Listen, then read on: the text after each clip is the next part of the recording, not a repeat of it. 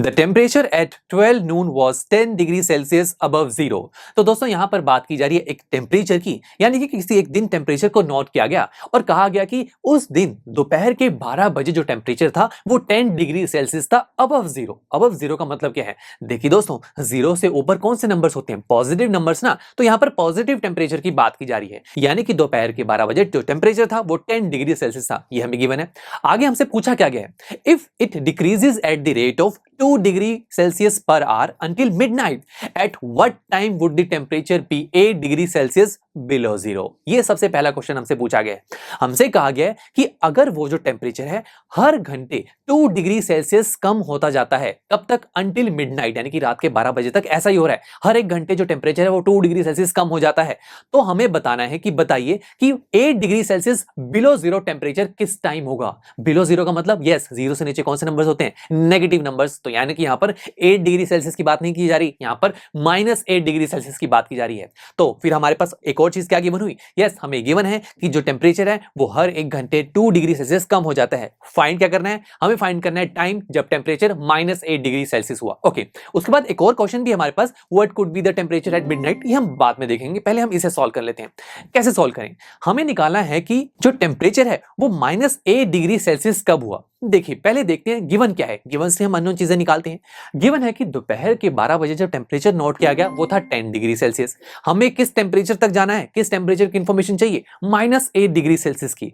तो पहले ये देख लेते हैं कि कंप्लीट डिक्रीज कितना हुआ, यानी कि दोपहर के 12 बजे से लेकर जो 10 डिग्री सेल्सियस था और फिर पहुंच गया -8 डिग्री सेल्सियस तक। तो हम टोटल डिक्रीज कैसे निकाल सकते हैं? यस, बिल्कुल सिंपल है। देखिए टोटल डिक्रीज निकालना है तो हम क्या देखेंगे कि फाइनली वो टेम्परेचर कहां तक पहुंच गया, माइनस इनिशियल टेम्परेचर वो कितना था। तो फाइनल टेम्परेचर है -8 degree Celsius minus initially temperature था 10 डिग्री सेल्सियस। अब दोनों माइनस है तो दोनों नंबर्स ऐड होंगे, so answer will be -18 degree Celsius. यानी कि 10 डिग्री सेल्सियस से लेकर -8 डिग्री सेल्सियस तक जो टोटल डिक्रीज आया टेम्परेचर में वो है -18 डिग्री सेल्सियस। ठीक है, तो ये एक इंफॉर्मेशन हमारे पास आ गई।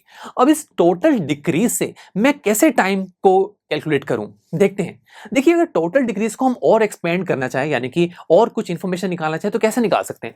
देखिए अगर आपको खुद से टोटल डिक्रीज अगर निकालना पड़ जाए तो आप और कैसे तरीके से निकाल सकते हैं? यहां बात की जा रही है डिक्रीज की, और डिक्रीज से रिलेटेड हमारे पास एक इंफॉर्मेशन और भी है। हमसे कहा गया है कि हर एक घंटे जो है वो टेम्परेचर 2 डिग्री सेल्सियस कम होता जा रहा है। तो पर आर की हमारे पास इंफॉर्मेशन है। तो अगर मुझे किसी पर्टिकुलर आर में टोटल डिक्रीज निकालना है तो मैं कैसे निकालूंगा?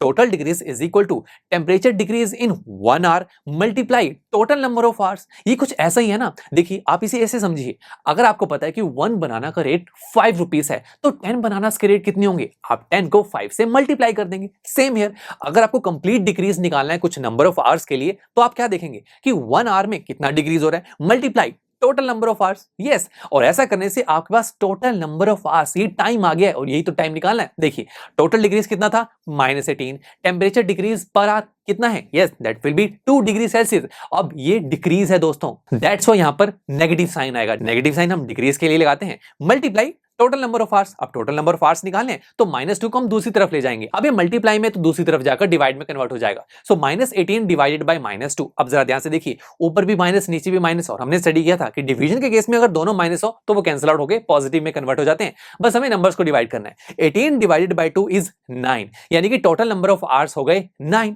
हमें तो टाइम निकालना था, ये तो टोटल नंबर ऑफ आवर्स आ गए। अब टाइम कैसे निकालें एग्जैक्ट? देखिए दोस्तों, हमने सबसे पहले क्या देखा था शुरू में? टेम्परेचर नोट कब किया गया? दोपहर के 12 बजे। और -18 डिग्री सेल्सियस जो टोटल डिक्रीज आया वो कितने आवर्स बाद आया? 9 आवर्स बाद। अब जरा क्लॉक को देखिए, जब दोपहर के 12 बजे हैं इसमें 9 आवर्स और ऐड कर दीजिए। जब मैं 9 आवर्स और ऐड करूंगा तो रात के 9 बजेंगे ना। तो यानी कि एग्जैक्ट 9 PM पर जो टेम्परेचर है वो -8 डिग्री सेल्सियस हो जाएगा। यही हमें बताना था। कितना सिंपल था।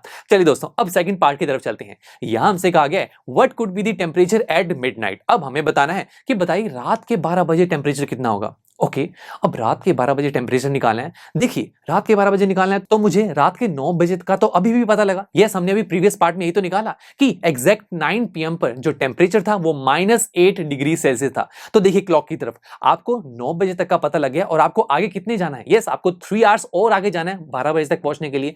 तो हम क्या करेंगे?